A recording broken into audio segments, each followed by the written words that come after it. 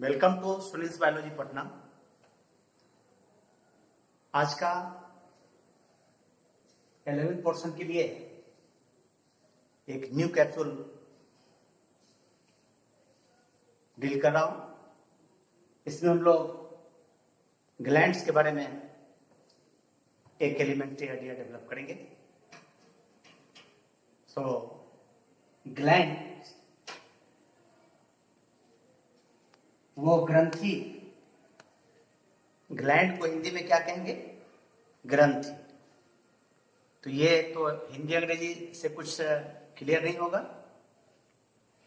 हमारे बॉडी का वह सेल या वह टिश्यू या ऑर्गन जो किसी निश्चित केमिकल को स्रावित करने का काम करता है, वैसे स्ट्रक्चर को ग्लैंड कहेंगे। Glands are specialized cell. Glands are specialized cell या सेल्स, टिश्यू और organ having ability to secrete certain type of chemicals, यानी निश्चित तरह के केमिकल को सिक्रीट करने वाले स्ट्रक्चर को ग्लैंड कहेंगे। यहां पर स्ट्रक्चरल एंड फंक्शनल वेरिएशन के आधार पर ग्लैंड्स को 3 टाइप में कैटेगराइज किया है। फर्स्ट लिखा है एंडोक्राइन ग्लैंड,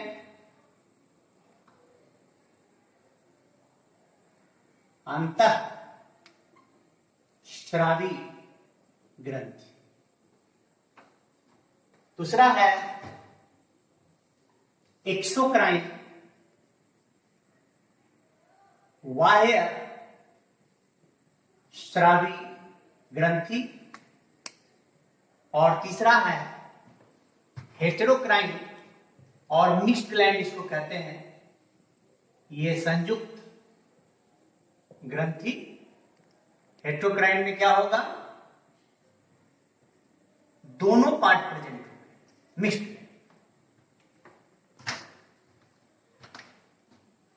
यहां पर वैसे ग्लैंड को एंडोक्राइन ग्लैंड कहेंगे जिसमें कोई स्पेशल डक्ट प्रेजेंट ना हो, स्पेशल नली प्रेजेंट ना हो। जैसा कि एक फिगर मैंने दिया है, ये एंडोक्राइन सेल्स हैं और ये सारे स्ट्रक्चर में कहीं कोई नली नहीं है। जो केमिकल है वो इसके एलिमेंट में स्टोर्ड है। ये हार्मोन क्या है? हार्मोन। इससे डिस्चार्ज होने वाला केमिकल डायरेक्ट ब्लड में मिक्सअप होगा, ब्लड के द्वारा ट्रांसपोर्ट होगा। तो ये एंडोक्राइन ग्लैंड्स।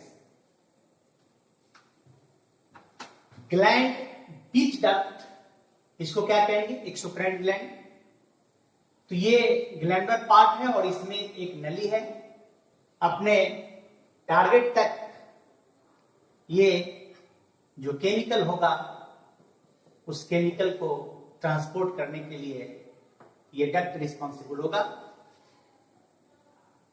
यहां पर मैंने हार्मोन लिखा जो एंडोक्राइन ग्लैंड से सिक्रीट हुआ, और एक्सोक्राइन ग्लैंड से एंजाइम ऑब्लिक अदर केमिकल भी सिक्रीट होते। और हेटेरोक्राइन ग्लैंड का कॉन्सेप्ट क्या मिला आपको? कि वैसा ग्लैंड जिसमें दोनों कंपोनेंट प्रेजेंट हो, बिना डक्ट वाला भी प्रेजेंट हो और डक्ट वाला ग्लैंड भी प्रेजेंट हो, तो वैसे ग्लैंड को क्या कहेंगे? हेटेरोक्राइन ग्लैंड। तो इस तरह से इससे सिक्रीट होने वाला केमिकल हार्मोन होगा, इससे सिक्रीट होने वाला केमिकल एंजाइम होगा, और अदर फंक्शन भी हो सकता है। जब आप एक एग्जाम्पल देखेंगे कि इंडोक्राइन ग्लैंड्स में आपको common examples pituitary gland, pineal gland, ये ब्रेन वाले कंपोनेंट में प्रेजेंट होंगे, और थायराइड ग्लैंड एंड पाराथायराइड ग्लैंड ये नेक पोर्शन में प्रेजेंट है। थाइमस ग्लैंड थोरेक्स में प्रेजेंट है, अपर जोन ऑफ थोरेक्स, और एड्रिनल ग्लैंड जो किडनी के सुपीरियर पोजीशन में प्रेजेंट है। तो ये सारे एग्जांपल्स एंडोक्राइन ग्लैंड्स का हुए। तो एंडोक्राइन ग्लैंड के बारे में क्या समझ मिला आपको? The gland having absence of duct, no any duct, ductless glands are known as endocrine gland. Gland with duct is called exocrine gland. Example में मैंने लिखा है सलाइवरी ग्लैंड, जो बक्कल कैविटी में, माउथ कैविटी में सलाइवरी ग्लैंड है। आई में tier gland, skin में स्वेट ग्लैंड, सीवेसियस ग्लैंड नहीं, और मैमरी ग्लैंड और फीमेल मैमल, ये सारे एक्सोक्राइन ग्लैंड्स के एग्जाम्पल। हेटेरोक्राइन ग्लैंड में मैंने पैंक्रियास दिया है, wall of stomach, wall of small intestine and gonads. Gonads जो है जैसे testis in male and ovary in female, तो ये टेस्टिस ड्यूअल फंक्शन का होगा, सेक्स हार्मोन का भी प्रोडक्शन होगा, और रिप्रोडक्टिव सेल स्पर्म का फॉर्मेशन होगा। ये ओवरी फीमेल सेक्स हार्मोन का सिक्रीशन करेगा, और इससे फीमेल रिप्रोडक्टिव सेल ओवम का भी फॉर्मेशन होगा। तो इस तरह से एक आइडिया मिला आपको ग्लैंड्स के बारे में। ये स्ट्रक्चरल वेरिएशंस के आधार पर और फंक्शनल वेरिएशन के आधार पर आपने एंडोक्राइन, एक्सोक्राइन एंड हेटेरोक्राइन 3 कैटेगरी में कैटेगराइज किया।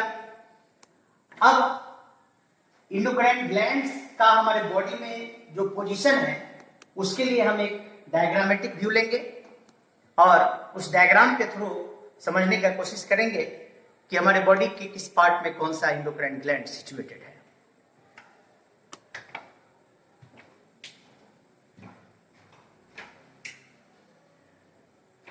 बोलो। तो इस डायग्राम में आप पोजीशन ऑफ इंडोक्राइन ग्लैंड्स देख रहे हैं। ये हेड पोर्शन में आपको 3 कंपोनेंट मेंशन किए गए हैं। पहला हाइपोथैलेमस, दूसरा पीनियल ग्लैंड, तीसरा पिट्यूटरी ग्लैंड। ये हाइपोथैलेमस ये फोरब्रेन का पार्ट है, और ये हाइपोथैलेमस नर्वस फंक्शन के साथ साथ इंडोक्राइन फंक्शन भी परफॉर्म करता है। और आपको मालूम है कि पिट्यूटरी ग्लैंड, जिसको आप मास्टर ग्लैंड कहते हैं, ये मास्टर ग्लैंड इसलिए है कि ये दूसरे इंडोक्राइन ग्लैंड्स के सिक्रीशन को नियंत्रित करता है, लेकिन खुद पिट्यूटरी ग्लैंड का कंट्रोल ब्रेन के हाइपोथैलेमस के हार्मोन द्वारा होता है।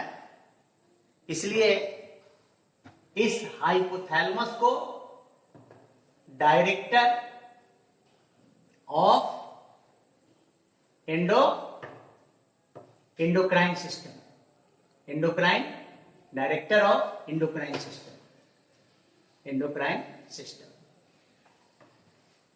यहां पर इस हाइपोथैलेमस जो कि डायलसिफेलॉन ऑफ फोरब्रेन का जो पार्ट है, इसमें डॉर्सली पीनियल ग्लैंड प्रेजेंट है और वेंट्रली पिट्यूटरी ग्लैंड है। तो इसके लिए दूसरा डायग्राम हम लोग जब स्टडी करेंगे उस समय देंगे। अभी आप पीनियल ग्लैंड, पिट्यूटरी ग्लैंड और एक हाइपोथैलेमस। पिट्यूटरी ग्लैंड को क्या कहते हैं? Master gland. मास्टर ग्लैंड यहां नेक रीजन में ये बायलोब ग्लैंड है। ये ग्लैंड का नाम है थायराइड ग्लैंड। ये ग्लैंड क्या है? Thyroid gland. यही थायराइड ग्लैंड का इनलार्जमेंट आयोडीन डिफिशियंसी में होता है, जिसको क्या कहते हैं हम? Simple goitre. क्या कहते हैं? सिंपल ग्वाइटर, घेघा रोग। इस थायराइड के डोर्सल साइड ऑफ थायराइड में ये दो पेयर पारा थायराइड ग्लैंड प्रेजेंट है। यहां नेक के नीचे थोरेसिक, अपर थोरेसिक पार्ट में थाइमस ग्लैंड है। अब एक चीज समझिए कि ये जो बॉडी कैविटी है, ये बॉडी कैविटी दो कंपार्टमेंट में डिवाइडेड है by the presence of diaphragm. ये डायफ्राम के प्रेजेंस के कारण एक ऊपर चेंबर बना, एक नीचे बना। ऊपर वाले चेंबर का नाम है थोरेसिक कैविटी और नीचे वाले चेंबर का नाम है एब्डोमिनल कैविटी। क्या नाम है? Abdominal cavity. तो थोरेसिक कैविटी में आपको क्या मिला?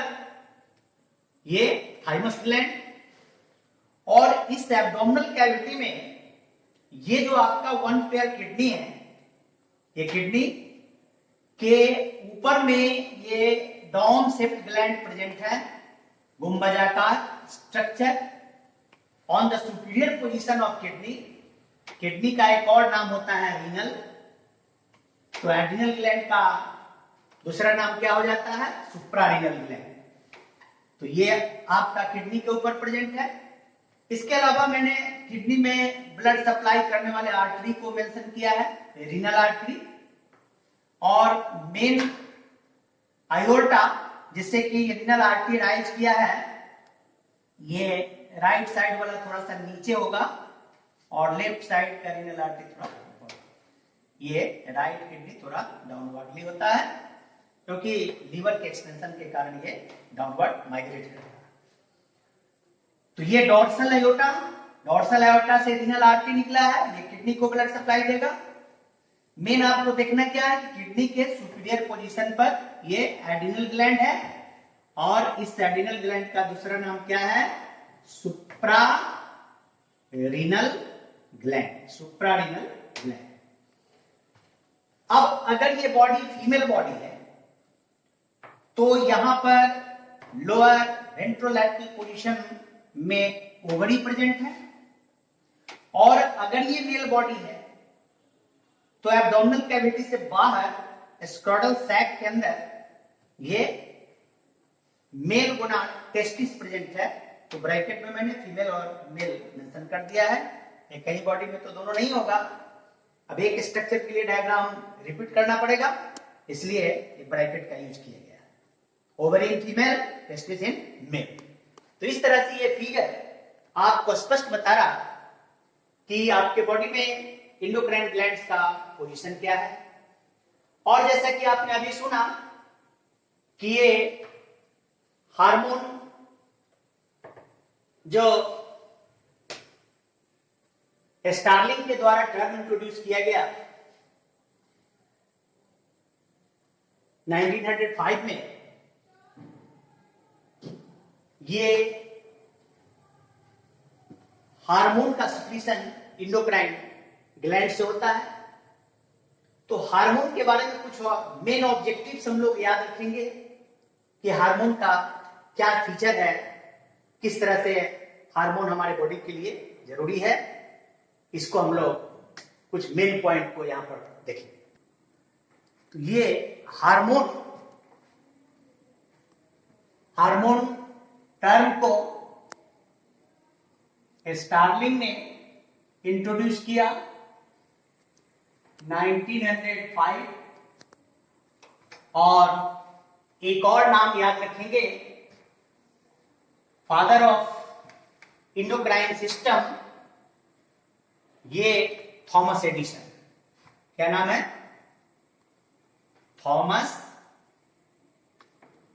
Thomas Edison.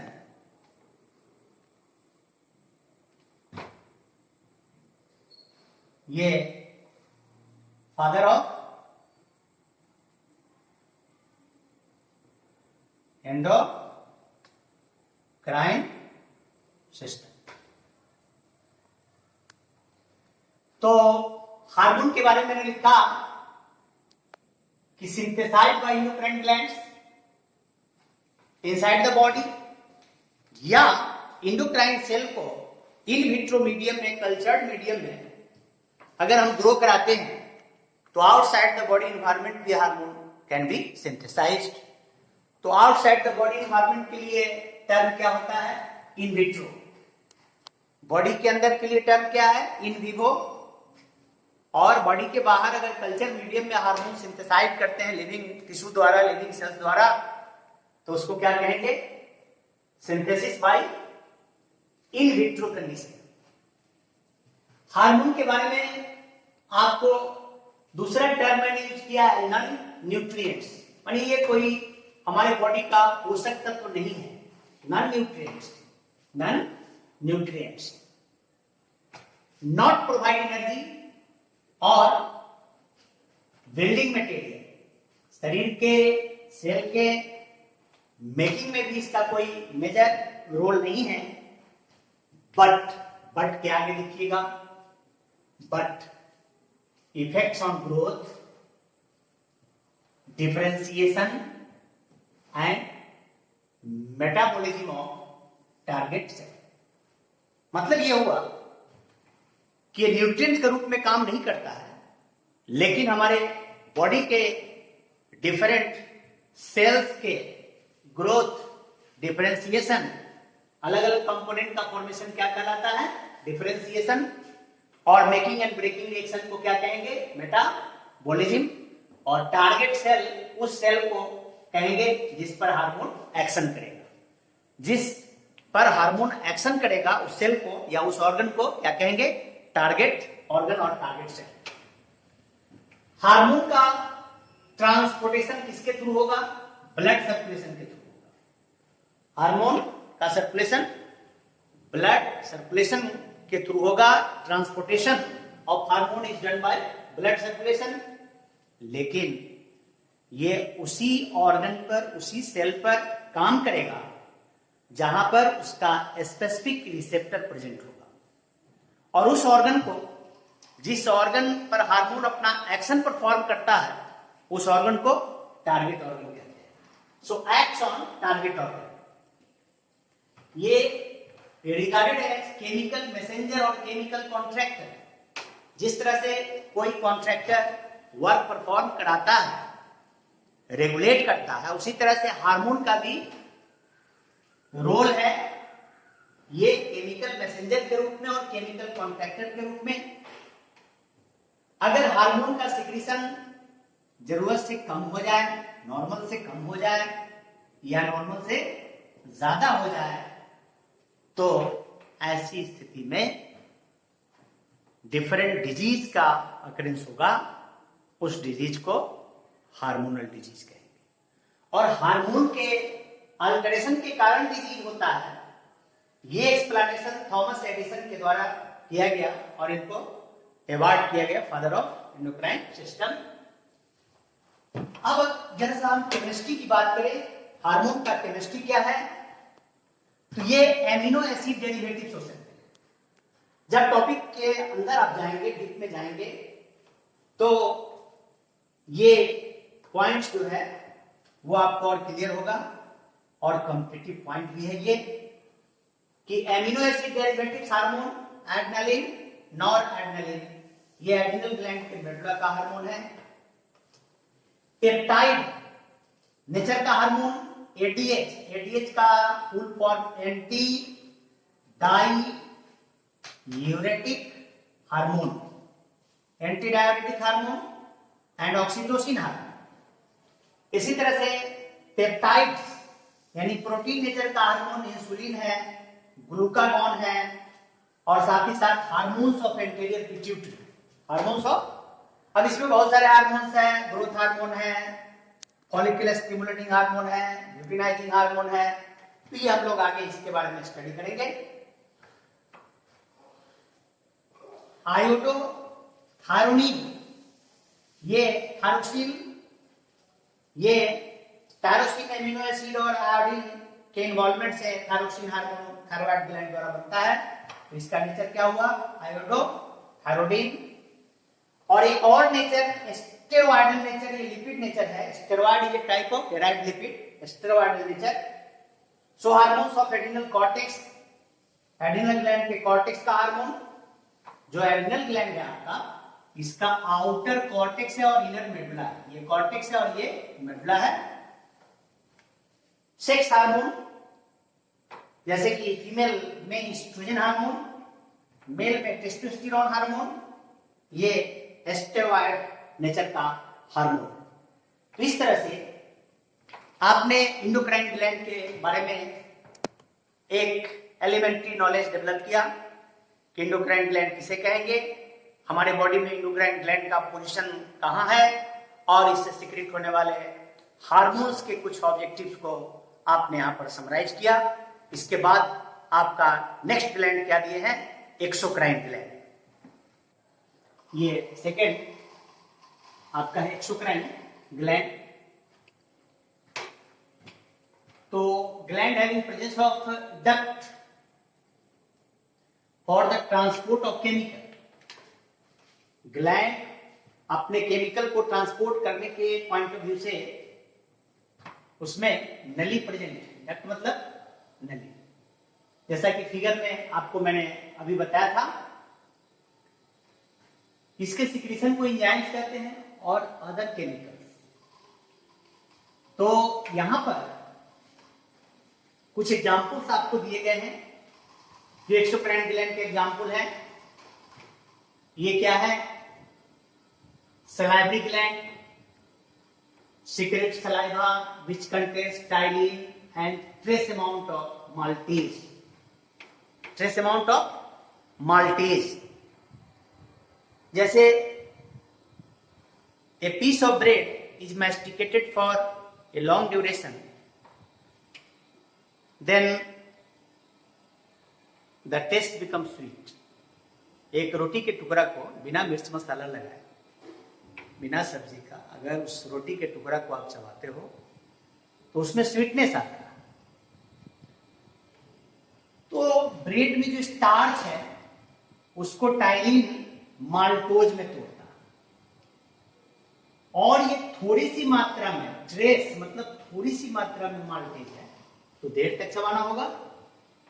तो कुछ माल्टोज जो है वो 2 मॉलिक्यूल्स ऑफ ग्लूकोज में ब्रेक होते हैं। ये दोनों मॉलिक्यूल 2 मॉलिक्यूल ग्लूकोज की कंडेंसेशन से माल्टोज बनता है। तो ये फाइनली ब्रेकअप हुआ और इस ग्लूकोज के कारण टेस्ट कैसा हो जाता है, मीठा। तो after prolong mastication the taste of bread become sweet. Why? तो आंसर क्या होगा, due to action of enzymes of salivary gland, that is action of saliva. First of all, starch converted into maltose and trace amount of maltase break up into glucose plus glucose, which is the cause of sweetness in bread. इसी तरह से tier gland कहाँ present है, आई में। ये आंसू secrete करता है और इसमें आंसू का टेस्ट तो मालूम होगा, कई बार टेस्ट करने का मौका लगा होगा, चखने का। तो निश्चित रूप से आपको कैसा लगा होगा, साल्टी। तो उसमें साल्ट प्रेजेंट है और साथ ही साथ इसमें लाइसोजाइम है जो आंख को इन्फेक्शन से प्रोटेक्शन देने का काम करता है, फॉरेन ऑर्गेनिज्म को किल करने का काम करता है। नेक्स्ट, स्वेट ग्लैंड स्किन में प्रेजेंट है, पसीना जिससे निकलता है। इसमें साल्ट है, वाटर है, और क्या है, nitrogenous waste material trace amount में स्वेट ग्लैंड के द्वारा डिस्चार्ज। नेक्स्ट एग्जांपल मैंने दिया है सीवेसियस ग्लैंड, स्वेद। ये ऐसा ग्लैंड जो स्किन को मॉइस्ट बनाता है और इसके सिक्रीशन को सीवम कहते हैं। वायली लुब्रिकेटिंग मटेरियल है ये। तो इस तरह से ये आपको एक्सोक्राइन ग्लैंड के कुछ एग्जाम्पल थे। नेक्स्ट एग्जाम्पल है आपका memory gland. Memory gland of female mammal secrets milk और कोलोस्ट्रम, ये first milk after birth of child, mother के मेमोरी ग्लैंड से जो फर्स्ट मिल्क डिस्चार्ज होगा उसको क्या कहते हैं? कोलोस्ट्रम। इसके बाद ये सारा डिटेल आपको पढ़ना है आगे।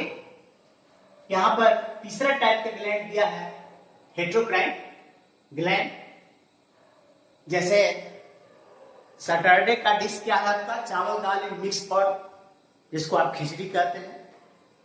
तो यहां भी दोनों तरह के ग्लैंड, एक्सोक्राइन और एंडोक्राइन ग्लैंड, दोनों ग्लैंड किस तरह से है? मिक्स फॉर्म में है, यानी दोनों कंपोनेंट प्रेजेंट है, इसलिए इसको क्या कहें? हेटेरोक्राइन ग्लैंड। हेटेरोक्राइन ग्लैंड का दूसरा नाम क्या दिया है? Mixed gland. तो इस तरह से कुछ फेवरेट एग्जांपल आपके सामने हैं, जैसे कि पैंक्रियास। पैंक्रियास का जो एक्सोक्राइन पार्ट है, एंजाइम प्रोड्यूसिंग पार्ट है, उसका नाम है पैंक्रियाटिक एसिड, जिससे पैंक्रियाटिक जूस डिस्चार्ज होता है। पैंक्रियाटिक जूस में क्या है? पैंक्रियाटिक एंजाइम्स पाए जाते हैं। इस पैंक्रियाटिक जूस के एंजाइम्स को मैंने यहां मेंशन किया है, ट्रिप्सिनोजन, एमाइलेज, लाइपेज। ये प्रोटियोलाइटिक एंजाइम है, ये कार्बोहाइड्रेट को डाइजेस्ट करने वाला एंजाइम है, ये लिपिड को डाइजेस्ट करने वाला एंजाइम है। तो ट्रिप्सिनोजन, एमाइलेज, लाइपेज, ये सब कहां प्रेजेंट है? पैंक्रियाटिक जूस में प्रेजेंट है, जो एक्सोक्राइन पार्ट द्वारा सिक्रेट हुआ। और जो इसका एंडोक्राइन पार्ट है, इसका नाम है आइलेट ऑफ लंगरहांस। इससे क्या सिक्रेट हुआ? इससे हार्मोन का सिक्रेशन। और ये हार्मोन जो है, glucagon hormone, insulin hormone, somatostatin hormone, इसको शॉर्ट में एसएस और इसको पीपी, पैंक्रियाटिक पॉलीपेप्टाइड हार्मोन। ये सारे हार्मोन पैंक्रियाटिक जूस का हार्मोन है। स्टमक में गैस्ट्रिक ग्लैंड एक्सोक्राइन पार्ट होगा, गैस्ट्रिक जूस सीक्रेट होगा। गैस्ट्रिक जूस में डायलूट एसीएल है, इसमें पेप्सी नोजेन है। ये सब कहां प्रेजेंट है? आपको गैस्ट्रिक जूस में प्रेजेंट है। और इसी में इंडोक्राइन सेल है, ये गैस्ट्रिन सेल जो हार्मोन प्रोड्यूस किया, गैस्ट्रिन हार्मोन। स्मॉल इंटेस्टाइन से क्या सीक्रेट हुआ? सक्कस इंटेरिकस और इंटेस्टाइनल जूस। क्या है? सक्कस इंटेरिकस और इंटेस्टाइनल जूस। ये आपका एक्सोक्राइन पार्ट हुआ।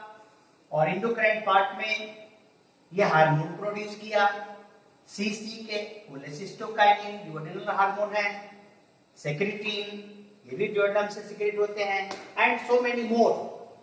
ये hormones secreted from the small intestine. The next example testis. अब यहां पर हार्मोन एंजाइम की बात नहीं है, बल्कि एक जो इंडोक्राइन पार्ट है वो मेल सेक्स हार्मोन टेस्टिस से टेस्टोस्टेरोन का प्रोडक्शन करता है। और यही testosterone male secondary sexual characters SSC को डेवलपमेंट के लिए रिस्पॉन्सिबल है। और साथ ही साथ ये मेल रिप्रोडक्टिव सेल स्पर्म का फॉर्मेशन करता है। उसी तरह से ओवरी के द्वारा एस्ट्रोजन एंड प्रोजेस्टेरोन का सिक्रीशन होता है। Estrogen hormone female secondary sexual character development के लिए रिस्पॉन्सिबल है। प्रोजेस्टेरोन ये प्रेगनेंसी एग्जिस्टेंस के लिए जरूरी है, इम्प्लांटेशन के लिए जरूरी है। और साथ ही साथ ये ओवरी ओवम का भी निर्माण करता है। तो ड्यूअल फंक्शन हुआ यहां, इसलिए इस टेस्टिस और ओवरी इस दोनों को क्या बोला है, गोनाड्स। ये गोनाड्स में दोनों है, testis and ovary. Primary sex organ present by birth in our body, इसको क्या कहते हैं, गोनाड्स कहते हैं। और इस तरह से एक simple explanation about the different types of glands in our body, in human body, इसके बारे में एक एलिमेंट्री आइडिया हम लोगों को डेवलप हुआ। अब इसको आप रीड करेंगे, ये चार्ट फॉर्म में है। और इसके बाद आपको नेक्स्ट लेक्चर में ह्यूमन बॉडी में जो डिफरेंट स्केलेटन है उसके बारे में हम लोग स्टडी करेंगे। और उस टॉपिक के बाद हम लोग बात करेंगे जो लिविंग वर्ल्ड है, जो लिविंग कैरेक्टर है, जो फर्स्ट यूनिट का फर्स्ट सेगमेंट है, वहां से हम लोग फिर आगे स्टार्ट करेंगे। तो अगला लेक्चर हमारा ह्यूमन स्केलेटन पर होगा। Thanks for today.